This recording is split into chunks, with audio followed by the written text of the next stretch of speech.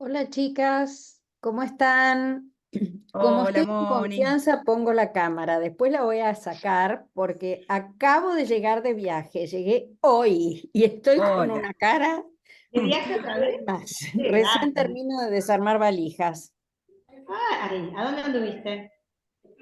Me fui a Bahamas y Miami con uno de nuestros hijos, su mujer y nuestros dos nietos.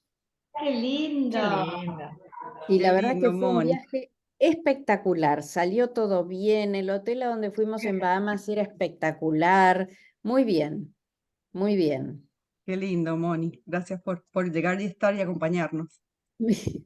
Bueno, desaparezco de la cama, bueno, no, Ujú. todavía me puedo quedar, no se ve muy mal, ¿no? No, Moni, estás perfecta. Ni se nota, si no lo decís, ni se nota. ¿Cómo están ustedes? ¿Cómo Todo muy andas? bien. Hola a todos, ¿qué tal? Hola, Hola, buenas tardes. En unos Hola, minutitos comenzamos. Esperamos que se termine de conectar algunos colegas y ya estamos listas para bien. empezar con el cuarto Ateneo. Vamos a poner aquí. Gracias por acompañarnos. Lindo verlas. Gracias. Falta Lilia, ¿no? Lilia acá. Lilia, sí, Lilia avisó que no se conecta, no se puede conectar Ah, ahora, que después nos acompaña con las grabaciones. bien, bien. Así que, pero está presente acá el grupo de cirugía bariátrica. Está Ana, Moni, que a pesar de recién Ana estar también, llegadita, ni se le nota, está presente. Ahí está, todos. se van conectando.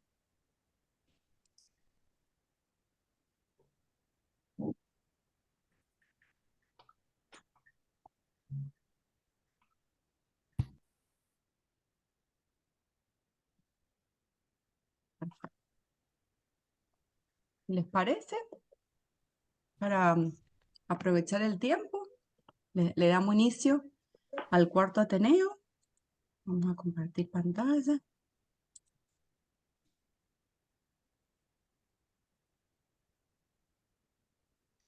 Bueno, hola, ¿cómo están? Buenas tardes, buenas noches.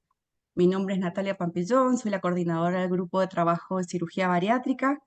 Y bueno, en esta oportunidad propusimos junto con el grupo participar del cuarto Ateneo y con un tema que nos vino a la consulta en determinados momentos más frecuentes, en determinados momentos menos frecuentes. Entonces, la idea fue compartir un caso clínico y hacer una revisión de la revisión bibliográfica y ver cómo resolvemos esto día a día. Y hoy nos acompañan tres amigas y colegas, que la verdad que es un placer para mí que este Ateneo hayan agarrado la posta. Ellas hace más de 20 años que trabajan en cirugía bariátrica. Clarisa Reynoso, licenciada en nutrición, pertenece al staff del Servicio de Endocrinología, Metabolismo y Nutrición del Hospital Británico. Es nutricionista del equipo de cirugía bariátrica del Hospital Británico y también nutricionista de bariátrica y obesidad.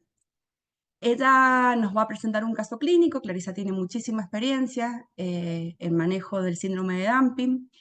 Después, como panelistas, nos acompaña la licenciada Cecilia del Pisol, es jefa de servicio de alimentación del Hospital Alemán y forma parte del equipo de cirugía bariátrica y metabólica del Hospital Alemán. Y también nos acompaña la doctora Marianela Aguirre Ackerman, que es médica especialista en medicina interna y nutrición, magíster en diabetes, es profesora de la Facultad de Medicina de la UNE y de los posgrados de obesidad y cirugía bariátrica de la Universidad Favaloro y de la SAM, miembro del grupo de trabajo de cirugía bariátrica y obesidad de la SAM y directora del Departamento de Nutrición y Diabetes del Centro 100 de la provincia de Corrientes. Las tres colegas declaran no tener conflicto de interés con esta presentación y vamos a comenzar con la presentación del caso clínico. Clarisa, adelante. Buenas tardes a todos, desde distintos lugares. que nos están viendo, unos cuantos por acá y calculo que algunos más en YouTube, así que lindo, lindo verlos. Bueno, la idea era presentar un caso clínico, este caso lo conozco bastante, cuando ella se estaba por operar, su hija más chica había quedado embarazada, y Noah hoy tiene 6 años, así que acompañamos el crecimiento de Noah con esto. ¿Querés pasarme, Nati? Es una paciente que cuando nos consultó, allá por el año 2018, julio del 2018, no, antes, perdón, no julio del 2018, cuando consultó, empezó la consulta con un índice de masa corporal con nosotros de 40.2, a ella se le hizo un bypass gástrico en julio del 2018, pasa Nati. Acá ella había sido una paciente que era, yo en los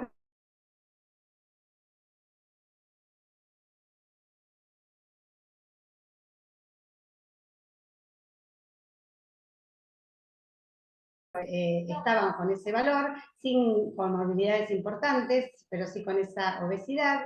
Ella la derivó al equipo de bariátrica y ahí comenzó con nosotros. Se operó con muy poco descenso previo, no pudo bajar mucho de peso.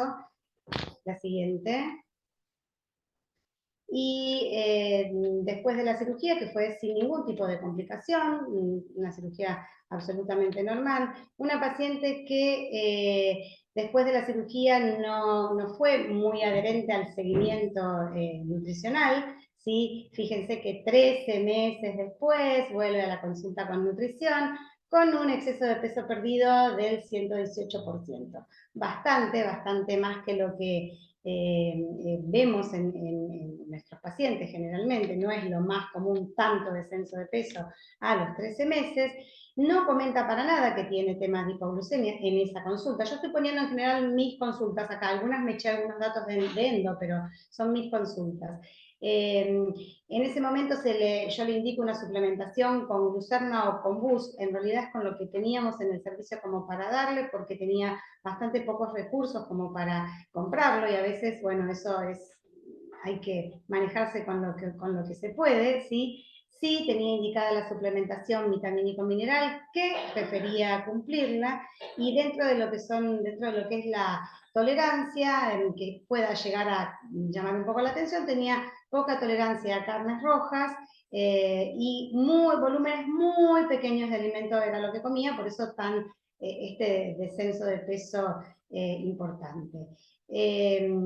Enseguida, pero esto es al día siguiente, porque estuve chequeando la historia clínica para armar el caso, ¿no? Y al día siguiente de mi consulta con nutrición, tiene un ingreso por guardia, en donde el motivo del ingreso que le colocan en la epicrisis de la guardia dice por episodio sincopal, ¿sí?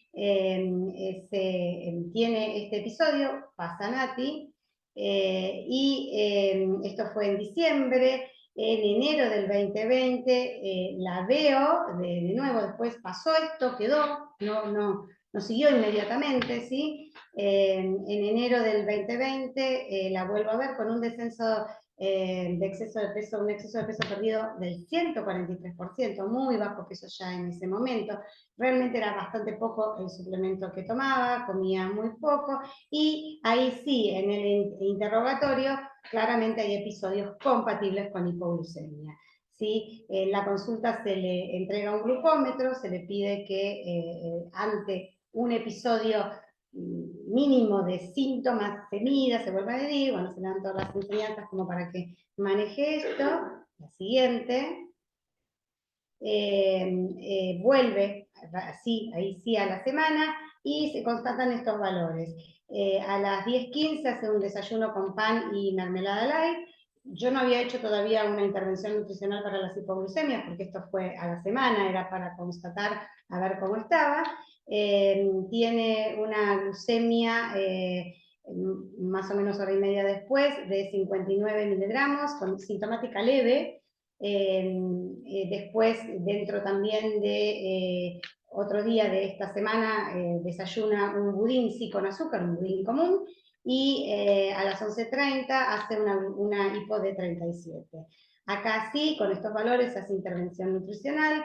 Ceci se va a explayar un montón en la intervención nutricional, así que yo simplemente decir que lo que le indiqué en este momento eran 4 comidas, porque no hacía 6 comidas, o sea, era muy poco la cantidad que comía, 6 comidas, y por unos temas familiares y demás iban a ser más complicado que indicarle 4 buenas, ¿sí? Entonces, con un máximo de 30 gramos de hidrato de carbono por comida, todo pesado, todo medido, todo súper, súper controlado, con todo lo que Ceci les va a contar después más, bajo índice glucémico, totalmente libre en lo que es proteínas y grasas, si quería agregar algo, porque estaba con un bajo peso, ¿no es cierto? Pasa la otra. Ahí se empiezan a realizar los estudios. Yo, como les dije, estoy en un servicio de endocrino, así que mano a mano con Juliana Gómez, que es la endocrinóloga con quien tuve este caso, hacemos un mix meal test, un test de comida mixta, que se le da una botellita de Ensure, ¿sí? Con eso se hace el test de comida mixta, y esto nos da claramente a los 60 minutos, nos da una glucemia de 39 con una insulina de 16, que debería estar suprimida en este momento la insulina con este valor, ¿no? Y a los 90 minutos nos da una glucemia de 45 con una insulina de 8. Hicimos todo hasta los 120, desde los 30 a los 120, pero bueno, los valores que me interesaba rescatar eran estos dos, así que estos dos son los que les muestro. Esto me habla de una hipoglucemia hiperinsulínica, sí, claramente. Sigue con hipoglucemias, la adherencia no es la mejor, debo reconocer que la adherencia no es la mejor. Sí, cuando, de todos modos es una adherencia, tengo un dato así como que lo había notado en la historia clínica, que una mañana tiene una hipoglucemia comiendo una rebanada de pan integral, y una hipoglucemia sintomática, no recuerdo el número, pero bajita, menos de 55, ¿sí? Y a la tarde, eso fue el 26 de mayo. Le habían quedado pastelitos que había habido el 25 de mayo, se había comido 3 pastelitos a la tarde y no había hecho hipoglucemia, ¿sí? Entonces, realmente, a veces es difícil entender y ver en estos pacientes exactamente qué es lo que está pasando, ¿no? Este es un caso, por eso me gustó traerlo, porque lo distinto de, aún comiendo bien, por ahí hacía hipoglucemias, a veces sí, a veces no, pero comiendo mal no hacía hipoglucemias, ¿sí? Me pareció eso interesante. Bueno, se le pide una resonancia magnética para ver si había que descartar, aparecía algo como para descartar ahí, no aparece nada, la resonancia magnética da normal. Se le hace un cateterismo selectivo pancreático con calcio, que eso sí es un test de estimulación con calcio que da un valor que, digamos, patológico, porque duplica, ¿sí? O sea, que el valor aumenta mucho en un primer momento, ¿sí? Pero a los 30 minutos, pero el resto del tiempo no modifica, no duplica ese valor, ¿sí? Entonces, eso genera alguna duda, como que no era un diagnóstico claramente de decir hay algo ahí en el páncreas que se pueda ver. En ese momento se hace un ateneo en conjunto con el servicio de páncreas del hospital y se pide un PET, ¿sí? Se le tarda bastante en autorizar este PET, y no muestra imágenes de concentración patológica del radiotrazador, ¿sí? Así que se descarta lo que se podría llegar a pensar por ese lado de un insulinoma. Inicia farmacoterapia en junio del 2020, octreotida 20 miligramos, que también, bueno, el tema de las autorizaciones y el comprarlas se tarda un poco, pero inicia farmacoterapia. En diciembre del 2022, como ven, se pierden tiempos que de consultas, bueno, estuvo también ahí la pandemia en el medio, ¿no? Y hay, este es un registro que se hace de 7 hipoglucemias por debajo de 55 en un mes. Una de estas es la de PAM, y con PAM la hipoglucemia y no con pastelitos, ¿sí? Ella refiere que generalmente están relacionadas con ingesta, porque toman squeak y algunas cosas, pero como vemos, no siempre, ¿sí? No aporta un registro alimentario como para que podamos constatar esto. La próxima, ¿sí? se aumenta la octreotida a 30 miligramos en enero del 2023. Y la próxima, ¿sí? Febrero del 2023, o sea, enseguida del aumento a los 30, presentó solo 2 hipoglucemias en general asociadas a alimentación incorrecta. ¿Sí? Menos de una de 38 post ingesta de rabas con papas y una de 47 post ingesta de helado. ¿Sí, Nati? En marzo del 23, venimos haciéndola con enero, febrero, marzo del 23, presentó un solo episodio post ingesta de helado también. Y seguimos ahí, pero un minuto entonces, no, pensé que había otra más, porque en realidad esta no la puse porque es un dato de ayer. Yo atiendo ahora a la hija de la paciente. Ella viene a veces, pero a veces viene. La hija vino ayer y yo como tenía que presentar el Ateneo, ¿cómo está tu mamá? Bueno, esta semana había tenido una hipoglucemia con desmayo de 39, ¿sí? Que asegura que no había sido post ingesta de ningún alimento. Ella dice eso, que no, que por el horario en que había sido y demás, había sido post ingesta de ningún alimento. Un dato interesante, de la gran mayoría de las hipoglucemias, la paciente sale sin ingerir alimentos. O sea, ya vamos a ver que Ceci nos va a contar algo como para salir de esto. En este caso, ella sale solita, se queda quieta, respira y sale de las hipoglucemias, ¿sí? Al principio, por ahí, más ansiosa, comía algo y eso le generaba a su vez un efecto contrarregulador y entonces de a poco fue probando, midiéndose y demás, el glucómetro lo sigue teniendo y bueno, de la gran mayoría sale sin grandes alimentos, muy poquito, ¿sí? En algunos casos y en otros por nada. Bueno, este es el caso, acá lo dejo planteado. Hola, buenas tardes. Bueno, muchas gracias por la invitación. Bueno, yo voy a hablar del tratamiento nutricional. En primer lugar, voy a hacer hincapié en el consenso internacional publicado en el año 2020 sobre diagnóstico y tratamiento del síndrome de Dumping. En él define lo que es el síndrome de Dumping, que es el resultado de cambios mecánicos y hormonales que ocurren después de una cirugía que altere el vaciamiento gástrico. Se caracteriza por la llegada excesivamente acelerada de comida con hidratos de carbono simples al yeyuno, generando una sobrecarga osmótica que se manifiesta a través de síntomas gastrointestinales y motores. Generalmente ocurre en el 20% de los pacientes que se someten a una vagotomía con piloroplastia, en el 40% de los pacientes que se someten a una gastrectomía total y en el 50% de los pacientes que se someten a una esofagectomía. Y la prevalencia, según esta revisión en los pacientes con cirugía bariátrica, varía aproximadamente en un 34%, ¿sí? Acá define lo que es, o clasifica lo que es el síndrome de Dumping temprano y tardío. El síndrome de Dumping temprano generalmente ocurre después de la ingesta, inmediatamente después, y está caracterizado por síntomas gastrointestinales y vasomotores. Dentro de los síntomas gastrointestinales tenemos la distensión abdominal, el dolor abdominal, las náuseas, las diarreas, los calambres. Y dentro de los síntomas vasomotores característicos se encuentran la fatiga, la sudoración, la taquicardia, la hipotensión y puede llegar al síncope. Y el tardío ocurre entre 1 a 3 horas post-ingesta y se relaciona generalmente con una hipoglucemia reactiva por acción de la GLP-1.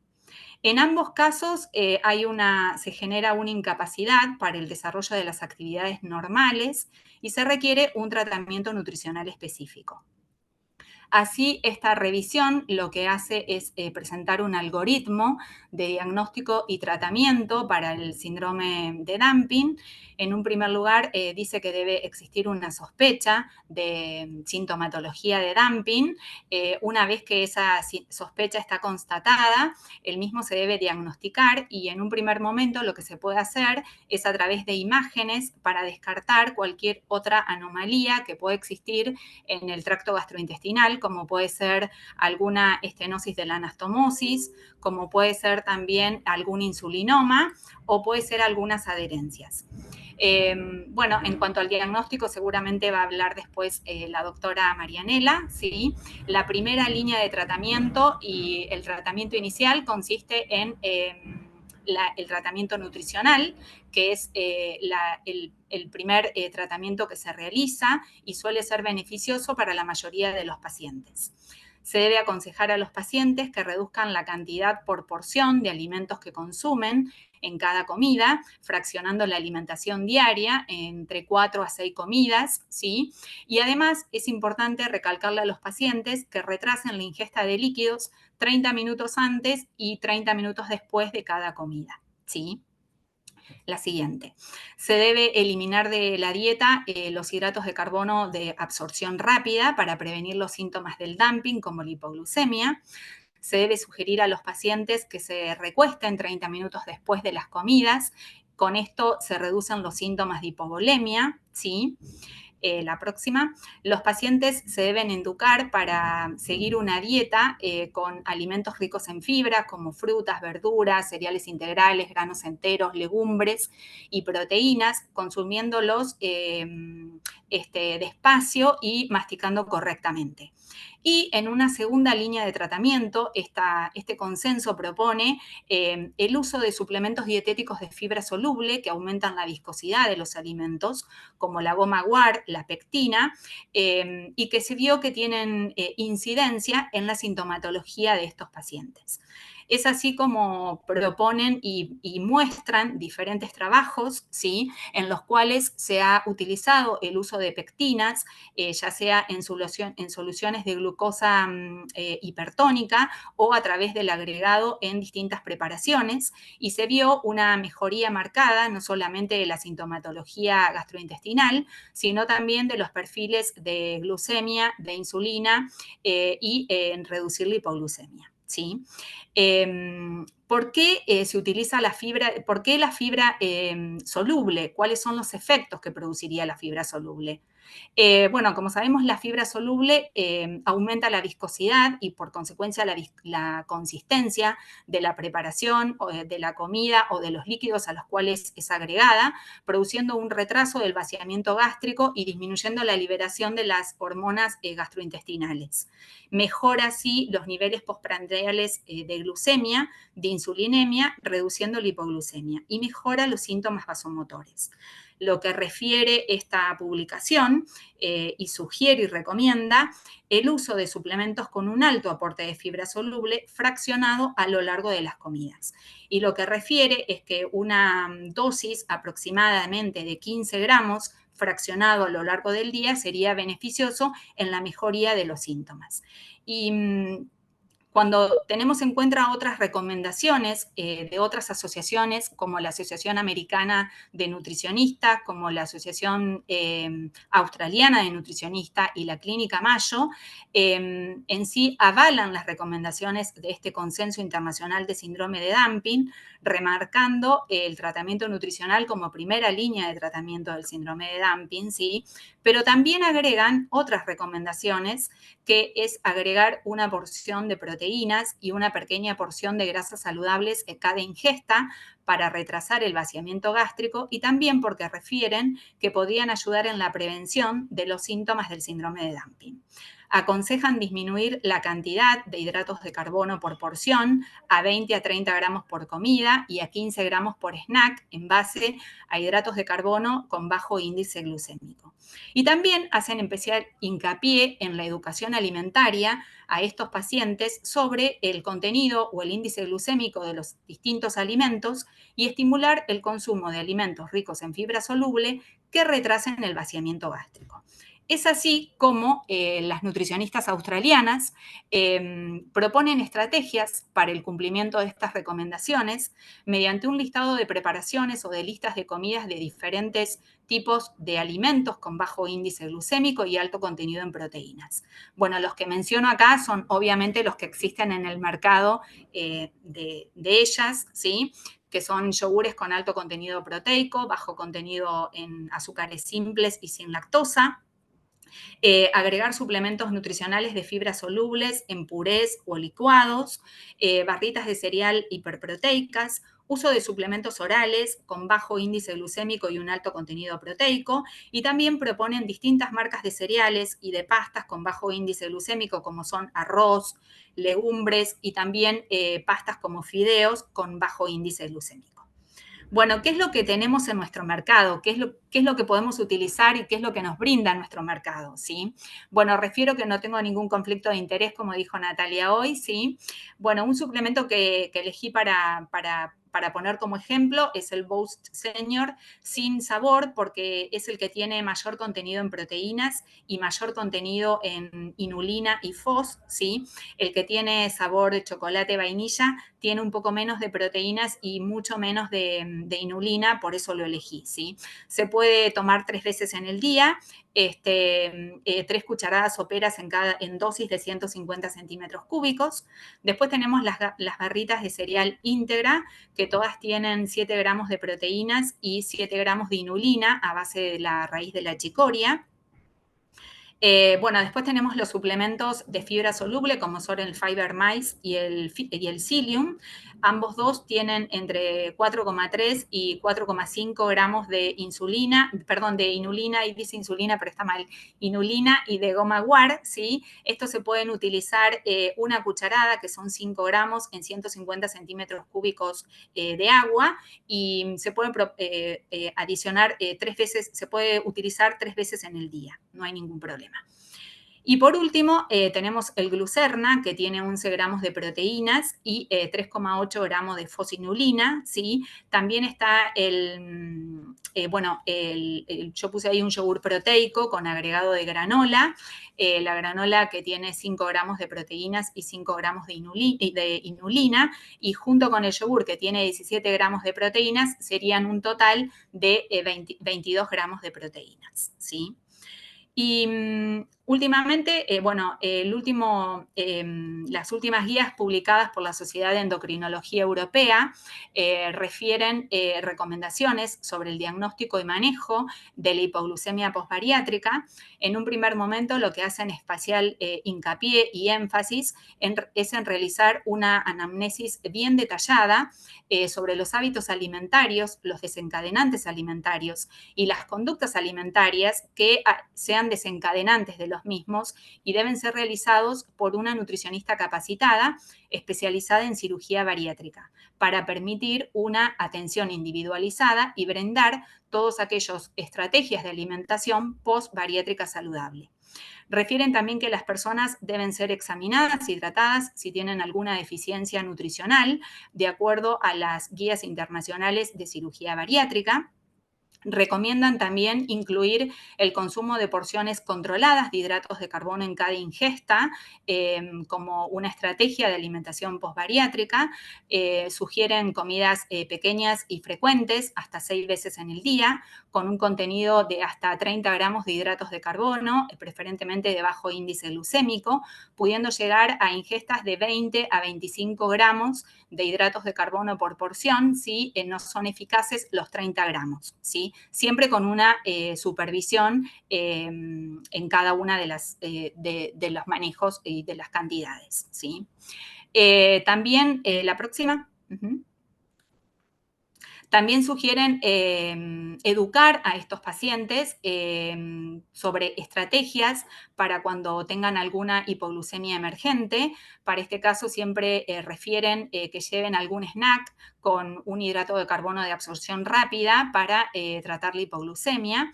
Al recibir un aviso o un síntoma de hipoglucemia, se debe recomendar el consumo de este snack, ¿sí? Posteriormente, 15 minutos después, es necesario medir la glucemia, y si la glucemia continúa baja, se puede hacer un refuerzo, ¿sí?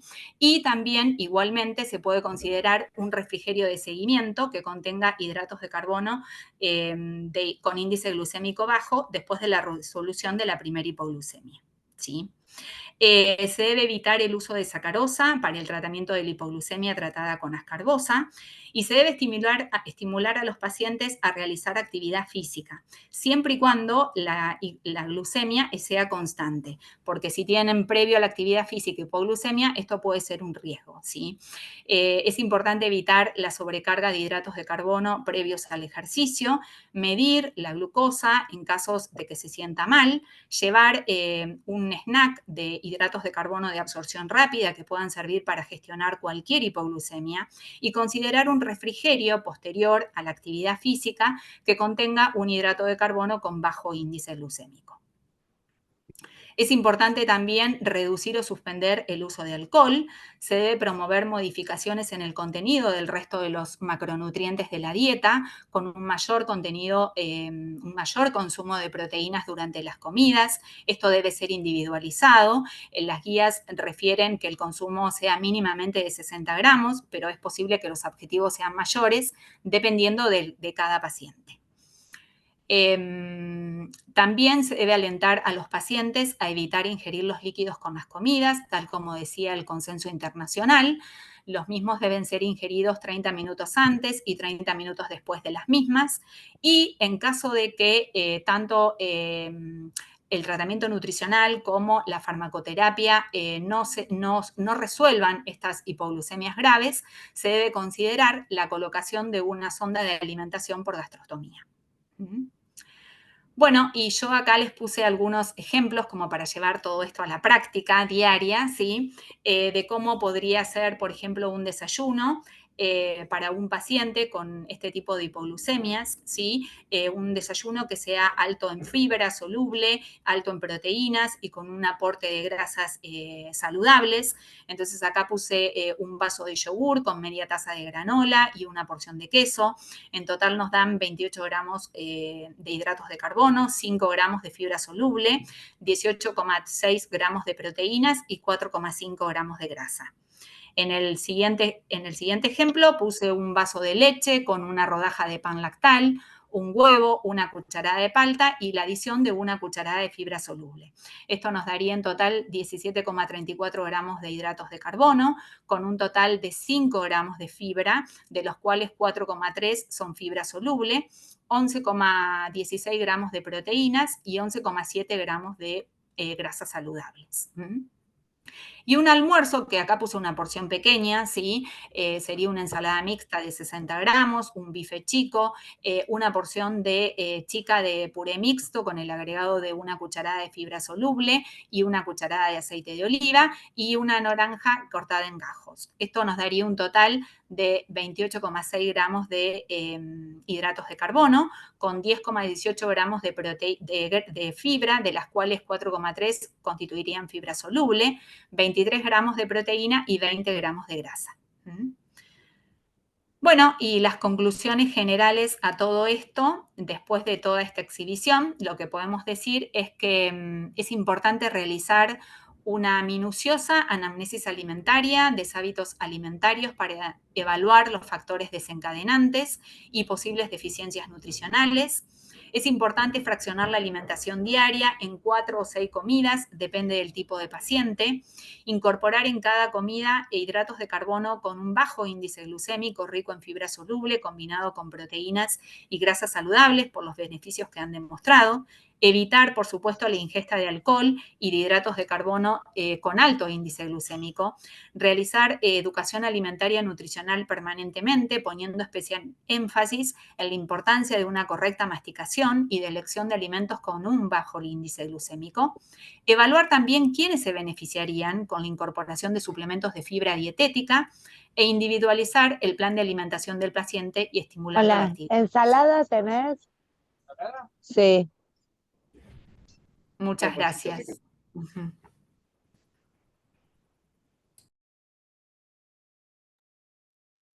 Excelente presentación, Ceci Clary. Ahora nos va a acompañar Marianela con el manejo médico. Adelante, Marianela. ¿Sí?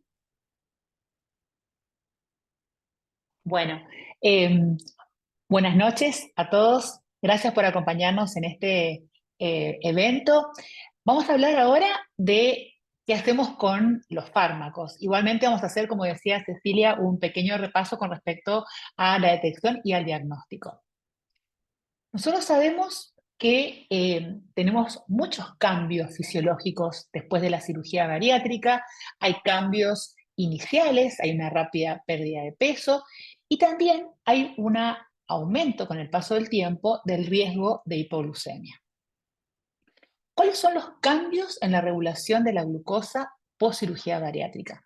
Por un lado tenemos un cambio desde el punto de vista de la liberación de glucosa en el intestino y vamos a tener una tendencia a la hipoglucemia que va a estar manejada por dos grandes grupos de mecanismos. Mecanismos que van a estar dependiendo de la insulina. ¿Por qué? Porque va a haber un aumento de sensibilidad de la célula beta a la insulina, porque va a haber una menor supresión de la secreción de insulina con la hipoglucemia, cambios que tienen que ver con la regulación de la glucosa después de la cirugía, y por otro lado también va a haber cambios que son independientes de la insulina, una disminución de las hormonas contrarreguladoras, un aumento de la captación intestinal de glucosa, etcétera, que van a tender a la posibilidad de que aparezca una hipoglucemia después de la cirugía.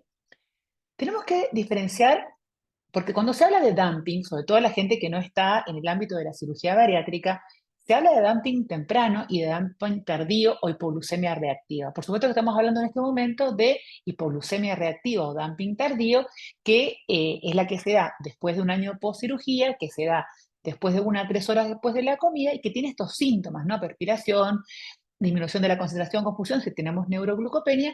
A menudo pueden coexistir el dumping tardío con el dumping temprano, pero en el dumping tardío nos relacionamos con una hipoglucemia reactiva.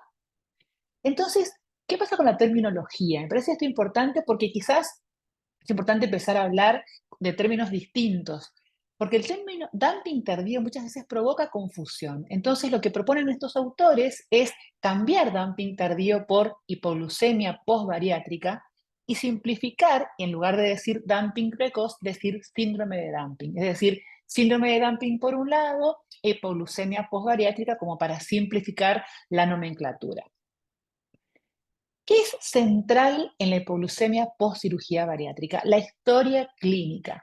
¿Por qué? Porque esta hipoglucemia sintomática que ocurre muy tempranamente en el postoperatorio, es decir, 6 a 12 meses, que ocurre en ayuno o que ocurre más de 4 horas post comida, no es típica y debe alertar a otras causas de hipoglucemia. Y ahí sí viene a hacer otro tipo de test para ver si tiene que ver con malnutrición, con efectos adversos a la medicación, con suplementos, con deficiencias hormonales, con hipoglucemia autoinmune, con un insulinoma. Es decir, tener en cuenta que esta hipoglucemia, como estamos mostrando aquí, que es distinta, que es muy temprana, que es inicial en el postoperatorio o en ayuno, no es la hipoglucemia típica. ¿Es el algoritmo sugerido en el manejo de hipoglucemia post-cirugía bariátrica? Hay muchos, porque en realidad no hay un único criterio, por eso es que salen muchos consensos y nuevas actualizaciones donde se va poniendo un poco más de énfasis, un poco menos en algunas cosas, pero en líneas generales son pacientes que tienen síntomas compatibles con la hipoglucemia tras cirugía bariátrica, la tríada de Whipple, síntomas compatibles con hipoglucemia demostrada por medición de la glucosa y que estos síntomas mejoran con la administración de glucosa. Se dan en forma típica, como decimos, 1 a 3 horas postprandiales, después en general del año post cirugía.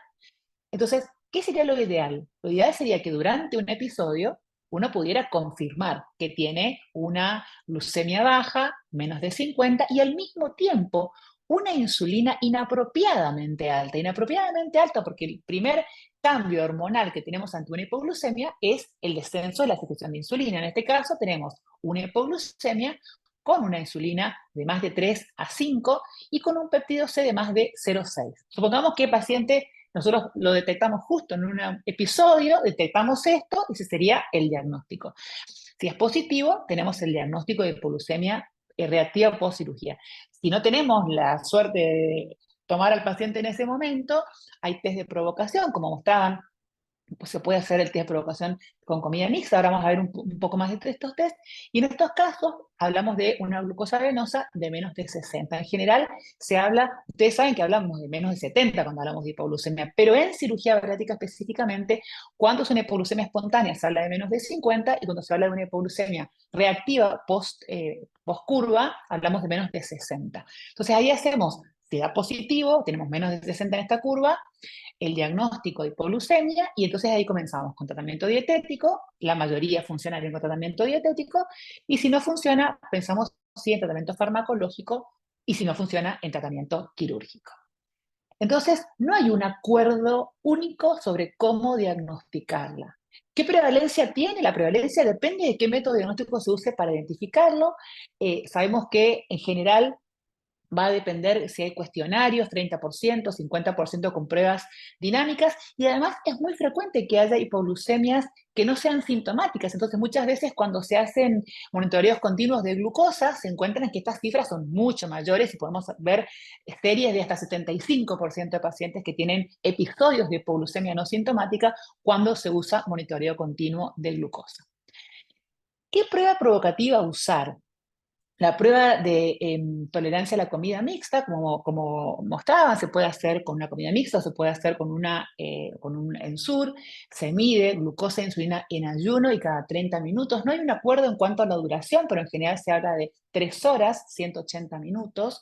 La prueba positiva sería si tiene glucosa normal en el ayuno, si tiene una hiperinsulinemia, como vimos, inapropiada antes de la hipoglucemia, y esta hipoglucemia de 50 a 60 miligramos y síntomas de hipoglucemia. Ahora, en el consenso internacional se habló de que, además de que la hipoglucemia espontánea menor de 50, dijimos menos de 50 si es espontánea, menos de 60 si es en una curva, y hablan también de que la PTOG modificada sería una prueba diagnóstica útil, es decir, una PTOG modificada porque también duraría 180 minutos, y ahí sería positiva para hipoglucemia si tiene menos de 50 en esta prueba modificada extendida, ¿no? Y en este consenso consideran que no es superior la prueba de comida mixta a la PTOG modificada, y como decíamos, tampoco hay un valor establecido en el monitoreo continuo de glucosa para su diagnóstico. ¿Qué pasa con el tratamiento farmacológico? No hay en realidad ningún tratamiento farmacológico que esté aprobado específicamente para la hipoglucemia postcirugía.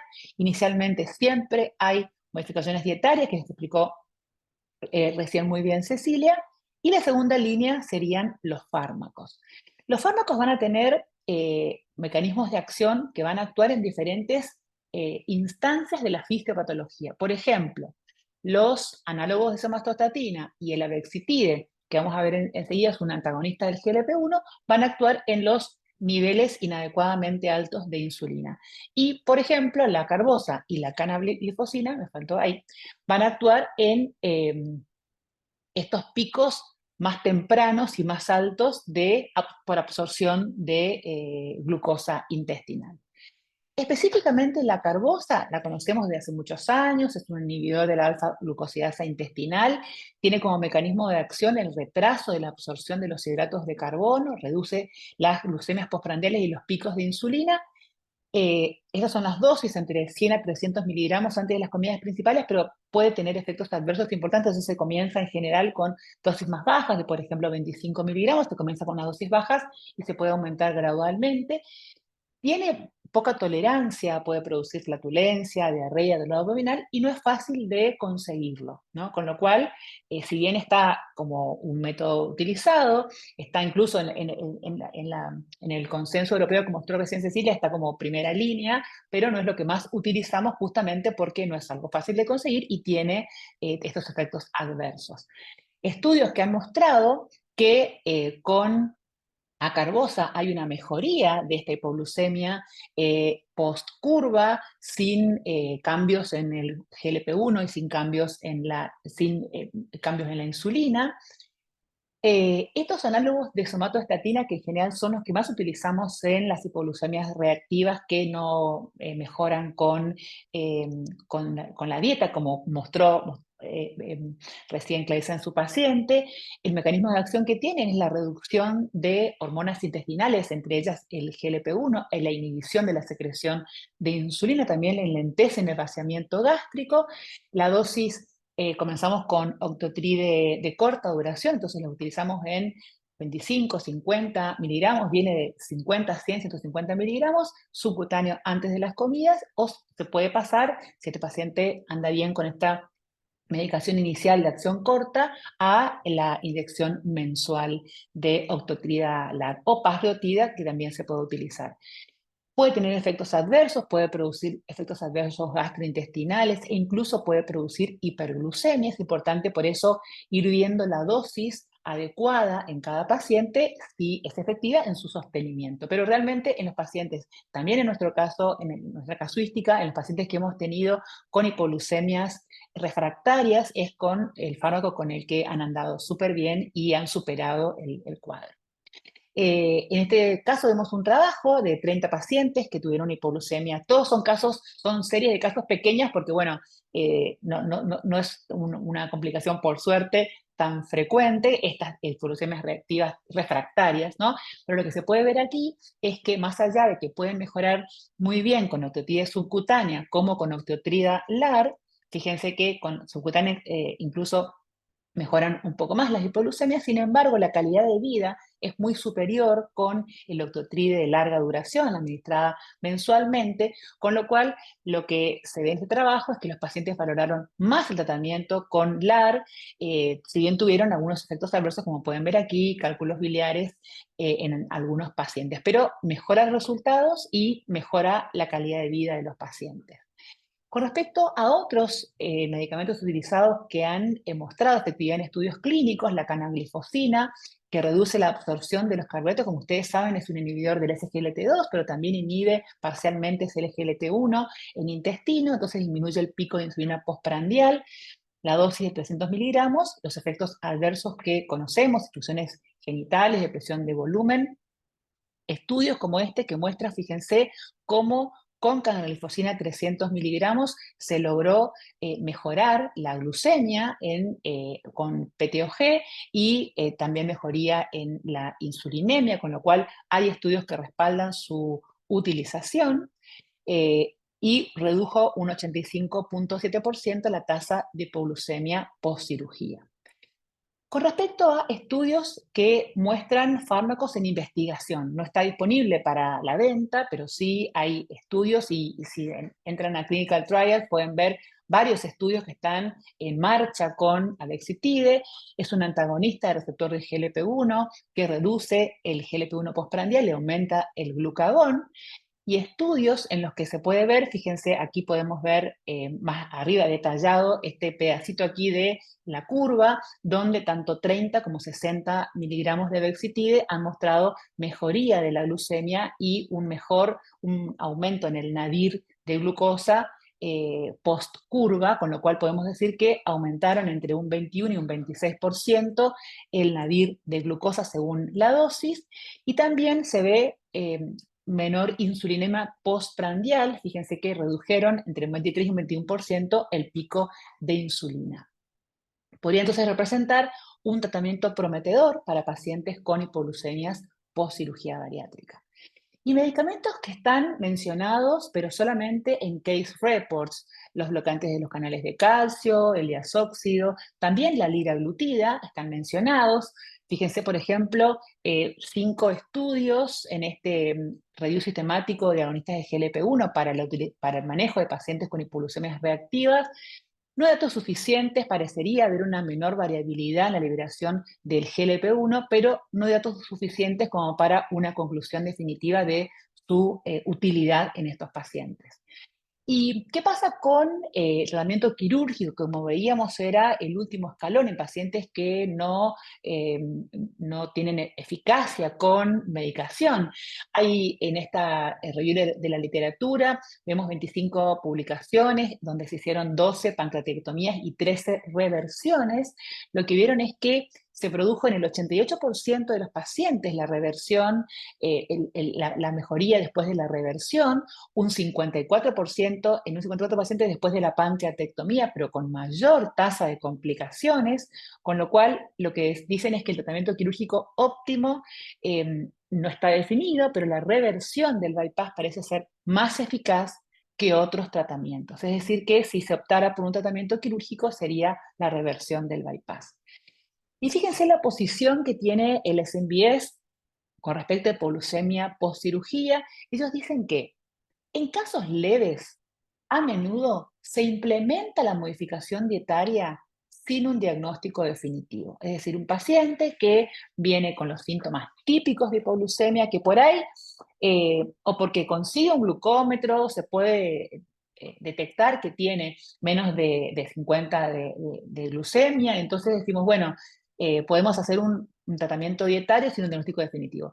Se puede tratar de manera efectiva en la mayoría de los pacientes con la modificación dietaria. Por eso es tan importante lo que mostraste, Cecilia, de manera tan práctica, porque justamente el rol que tiene el licenciado en nutrición especializado en este tratamiento es central. Yo les diría que trabajamos codo a codo porque justamente cuando el paciente puede comprender de qué se trata el plan y cómo la efectividad que tiene el plan alimentario bien realizado, ese paciente adhiere muchísimo en nuestra experiencia, realmente la adherencia que tienen, porque es muy angustiante la hipoglucemia en estos pacientes. Entonces, el hecho de dejar de tener hipoglucemias, de volver a tener una buena calidad de vida, hace que adhieran muy bien al plan alimentario y que cuando, como digo, cuando es eficaz en estos pacientes, dejen de tener las hipoglucemias.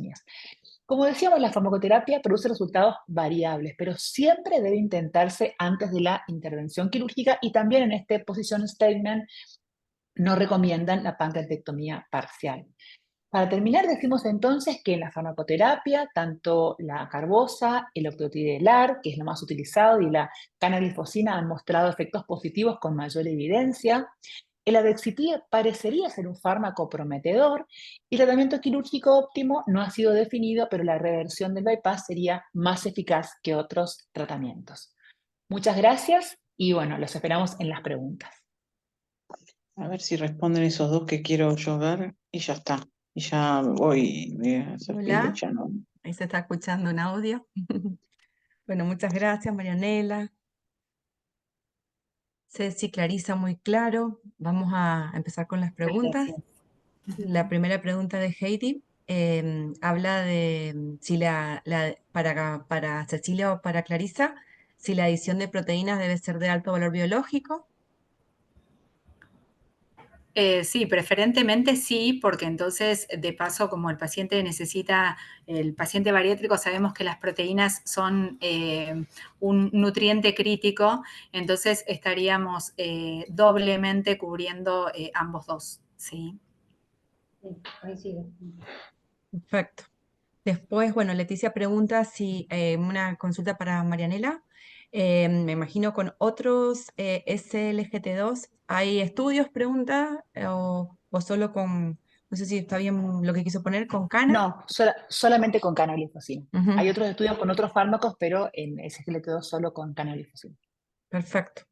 Después el doctor Jorge Pujol pregunta si es necesario siempre descartar insulinoma. Y No, también, bueno, dale. justamente fue lo que decía. En realidad, en el caso que mostró Clarisa, justo se hicieron todos estos estudios, pero en general cuando nosotros logramos con, por ejemplo, la prueba de comida mixta o con la PTOG modificada hacer el diagnóstico, no hace falta avanzar. Sí hace falta si la prueba no es concluyente. Es decir, si nosotros hacemos la prueba y no es concluyente, ahí sí hace falta avanzar y ahí podríamos descartar insulinema con test de ayuno, avanzar con estudios por imágenes, pero eso solamente si no tenemos confirmación diagnóstica. Perfecto. Ahí bueno, creo que lo respondiste, pero el doctor Jorge Pujol decía, continuando con la consulta de descartar insulinoma, de ser necesario, ¿no sería más costo efectivo iniciar con el test de ayuno en vez del cateterismo de arteria mesentérica? Sí, así es. El test de ayuno es el primer test que está indicado para descartar el insulinoma. De todas maneras, les quiero contar que nosotros tuvimos 2 pacientes con insulinoma un paciente con insulinoma que se lo diagnosticó post cirugía bariátrica y que se lo diagnosticó porque a la semana de la cirugía comenzó con síntomas que parecían ser inicialmente de deshidratación, ¿no? Y que en realidad eran hipoglucemias, y era un paciente que había aumentado de peso en parte por el insulinoma, porque tenía hipoglucemias, o sea, todo se detectó después, ¿no? Pero él tenía hipoglucemias, él dice, porque antes tenía hormigueos en los labios, y como que relató todo en el postquirúrgico, y posiblemente eso fue lo que hizo que gane peso, ¿no? Se detecta el insulinoma post cirugía, en el caso de él se detectó por imágenes, porque bueno, no se pudo hacer una econdoscopía, pero bueno, y la realidad es que costaba muchísimo hacer la prueba, incluso la prueba para descartar, porque dio negativas, se hizo la prueba de tolerancia y dio negativas, es decir, no se pudo detectar porque justamente no era una hipoglucemia reactiva. Así que bueno, finalmente se encontró el insulinoma, se lo operó y bueno, anduvo súper bien. Y otro paciente que tuvimos que se diagnosticó el insulinoma en la dieta líquida. Es decir, el paciente hizo la dieta líquida, ahí empezó a hacer hipoglucemias y se detectó antes de que se opere, con lo cual se operó primero del insulinoma y después de la cirugía bariátrica. O sea que los insulinomas existen, pero en general o no son síntomas típicos, o como este paciente que les contaba, se detectan muy tempranamente post cirugía, con lo cual eso nos tiene que alertar a que hay otra cosa. Muchas gracias, Marianela. Acá hay una consulta para Ceci o para Clarisa. Dice, en caso de que se busque suplementos en otros países, ¿cuánto es lo recomendado que debería tener de inulina? ¿O cómo identificar la mejor opción de suplementación en el mercado? La verdad que los estudios refieren que hasta 15 gramos de fibra soluble son aconsejados, fraccionados en 3, 4 comidas, pero hasta 15 gramos es lo que refiere el consenso, ¿sí? O sea, más o menos los ejemplos que propusiste era que por ahí llevaban Sí, por ejemplo, el 4. Fiber Mice serían 3 cucharadas soperas, ¿sí? Fraccionadas a lo largo del día, lo mismo que el Psyllium, ¿sí? Que de repente se pueden agregar, tomar solamente con agua o se pueden agregar alguna preparación, ¿sí? Y quedan bien porque no tienen sabor Sí, específico. exactamente. Clary, ¿querías decir algo? Lo que- Sí, ah, a veces, en el caso de la paciente que yo presenté, la fibra, la verdad que no era mucho una opción, porque comía muy poco y como vieron tenía un exceso de peso perdido muy alto. Entonces, en este caso, no la utilicé como una opción la fibra. Pero Por sí, ahí sobre mejor las opciones como mostró Ceci, tipo de Bost o de Glucerna. todo y lucerna, exacto. sí, sí. Después pregunta Adriana, ¿qué opciones maneja como snack o colaciones más económicas cuando no se pueden comprar? Bueno, dice, el Ensure no sería una indicación, No creo. porque no tiene fibra soluble Y los y hidratos de carbono son aparte los simples. hidratos de carbono exactamente, ¿sí? Y bueno, dice, habla de Ensure, barritas o suplementos presentados, claro. Y bueno, las Sí, opciones por ahí, las barritas, sí, dentro de todo, me parece que es más sí. accesible que un Es más suplemento, no sé. accesible, sí, y también hay unos bocaditos que también eso se pueden Sí, utilizar, sí. Después, por sí. ejemplo, hay otras marcas de barras de cereales que también tienen un alto contenido en fibra, pero no especifica bien el tipo de fibra que tiene. Como esta marca en especial especificaba bien que era fibra soluble, por eso lo trajimos acá para presentarlo, ¿sí? Pero, por ejemplo, la marca Muecas tiene 8 gramos de fibra, ¿sí? Tiene un alto porcentaje en fibra, pero no te dice la composición en sí qué tipo de fibra posee. Después están las barritas simple de Bagó, también con Sí, fibra, tienen sí, creo que 6 gramos por porción, sí, no recuerdo, pero pero no, no tampoco especifica figura. tampoco el tipo de fibra que posee, ¿sí? Y después, por ejemplo, está el Soportán, que es, Ujú, bueno, es otro suplemento, que ese también tiene fibra soluble, ujú. ¿sí? Lo que pasa que todos esos productos son mucho más caros, ¿sí? Son más caros, exacto.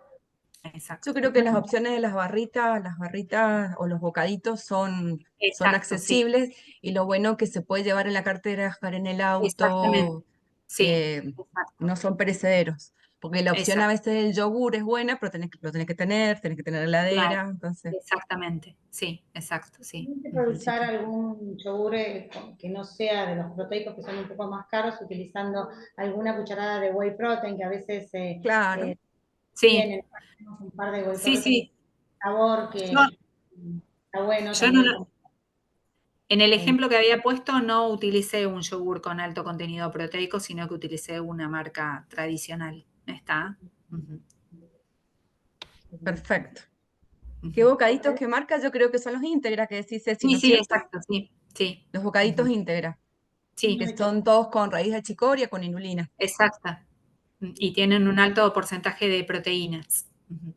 Y no tienen sellos. Ujú. Perfecto. Después hay otra pregunta más, pregunta respecto a la clínica. ¿Puede ser dumping de 3 meses de bypass, teniendo como inicio de síntoma embotamiento y fatiga, con permanente tensión arterial 90-60, no sudoración, no mareos? En realidad no son síntomas típicos, sobre todo, como decía, porque los síntomas típicos comienzan eh, después del año, pueden comenzar después de los 6 meses, pero en general después del año de la cirugía.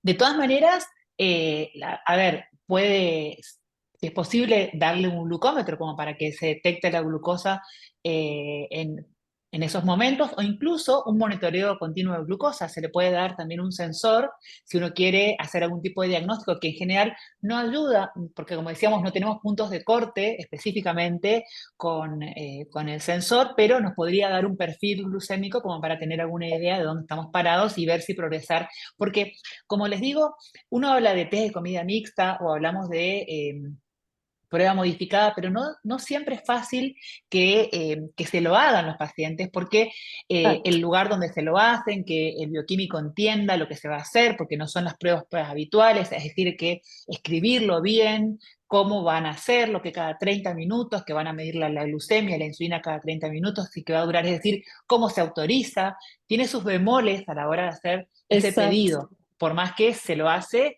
y es la forma en la que lo diagnosticamos. Pero podemos utilizar otras, como digo, lo ideal que sería encontrar en ese momento al paciente y medirle la glucemia y encontrarla baja, o también en los monitores que muchas veces nos pueden dar algún tipo de idea de si estamos hablando de hipoglucemia o no. Porque, por ejemplo, nos ha pasado con pacientes con hipoglucemias que vienen después de haber ido al neurólogo porque pensaban que tenían un problema neurológico, es decir, el paciente a veces cuando tiene algún síntoma de neuroglucopenia, recorre a otros especialistas si es que no tiene eh, la, la, la idea de que puede tratarse de este cuadro y consulta a veces después de haber hecho otros estudios innecesarios, ¿no? Bien, muchas gracias. Carla consulta si tiene algún caso de reversión de bypass y su resultado. Yo no, pero bueno, ustedes, chicas.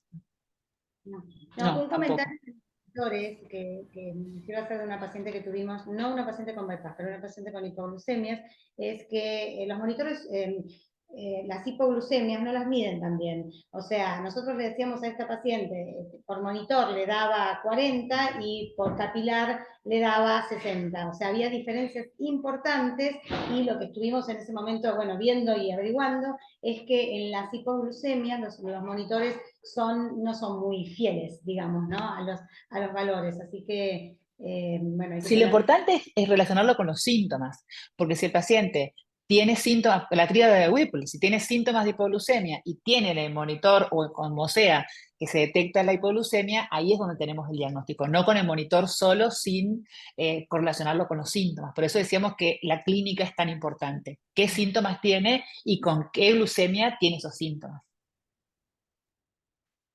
Perfecto. Solamente para aportar que hay que trabajar mucho en los recordatorios de las ingestas alimentarias, o sea, que el paciente pueda registrar lo que come, a qué hora comió y a qué hora fue el síntoma. Entonces, muchas veces aparecen las hipoglucemias